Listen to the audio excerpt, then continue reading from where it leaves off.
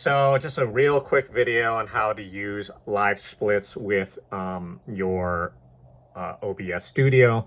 Just the basics to get you started, nothing more. But basically, you have it open, it just shows a timer.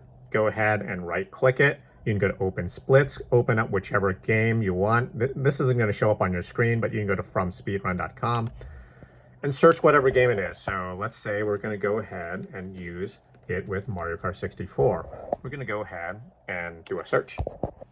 It's going to load up whatever games. Go and zoom in. Let's pull Flippy's one timer, and we're going to go ahead and download it so we have a baseline to work with. So this is what it shows. It's going to show the name of the game, the category, number of times you've played it. Here are all the splits, which are, in the case of Mario Kart 64, the tracks. In this case, it's showing previous segment, current pace, sum of best segments. They're pretty useful things to have. But how you edit that is you can go to Edit Layout, and the layout editor is going to show these categories. You can add a few other things as you wish. You know, more detailed timer. You can even do subsplits. I think usually what is shown there is pretty good in the categories we see already. There's possible time save. There's total playtime, world record, and other things you can add. The thing is, you can notice that there are 10 things you see here. You can actually change it just in terms of what it shows. You can change the size. So let's say I want to see 16. I want to see basically everything. So I'm going to change it. I'm going to change to 16 and press OK, and then OK. It's going to show you basically everything. You can always maximize, minimize it, which is going to affect how it shows up on OBS as well once you actually put it in.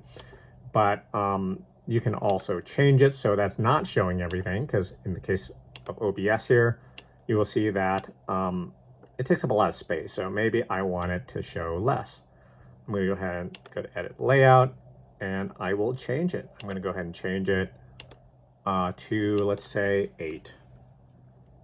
So on OBS on the side there, you're going to see that it actually is showing less.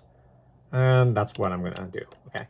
So the other thing you can actually do is trying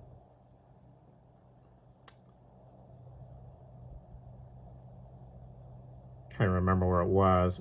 Open. You edit splits. That's what. So okay, you pulled someone else's layout. These are their times, right? So you can actually change it. Change the attempts to 0, let's say, because you've never done it before. You can go to delete. You can press the delete button and just delete every one of these. Notice how it's on the over here. It's just gone, so you don't see the splits anymore. You can just go ahead and delete all of these, and then you have a fresh one to work with. Go ahead and press OK. Press OK after you've deleted all of them, and voila, you have a brand new split. You can go ahead and save it. The other thing you want to do, potentially to make it easier, is go through the various splits. Is let's go to okay, that's not where it was. Settings. You go to settings. You can change the hotkeys.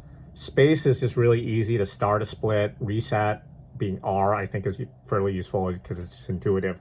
P for pause, if you want to pause the timer. Undo split left, skipping the split right. So let's see how this works in practice. Okay, so I have this as the front program, so to speak. I'm going to go ahead and press space, and it starts the timer. You see it starts. If I'm done with Luigi Raceway, it only took me, say, 5 seconds.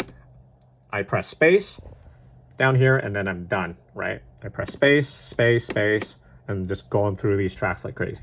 You can also press left to kind of undo. If I accidentally pressed space too many times.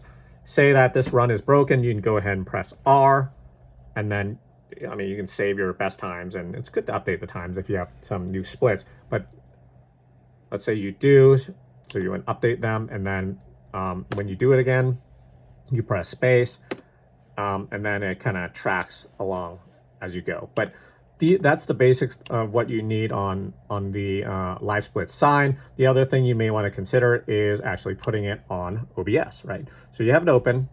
What you want to do, so I have it here as an example, is this is a window source. So you want to go to plus here, and then you go to window capture, and then you can create a new window capture. You press OK. You want to make the source visible, and then you choose window LiveSplit automatic, and then you want to, I mean, generally it's, you want it to match up, but you basically would press OK, and then it's going to be captured. I ended up putting it over here as an example, but that's ultimately how you would put it on there, and then you can always adjust it on yours. I already have it on here on the other side, but you can kind of adjust it like this. The other thing you can do is adjust it this way using the actual program, and then you can see how it adjusts on OBS as well. But that's kind of a, you know, short and dirty version of how to use LiveSplits of OBS. I hope this helps you, and happy speedrunning.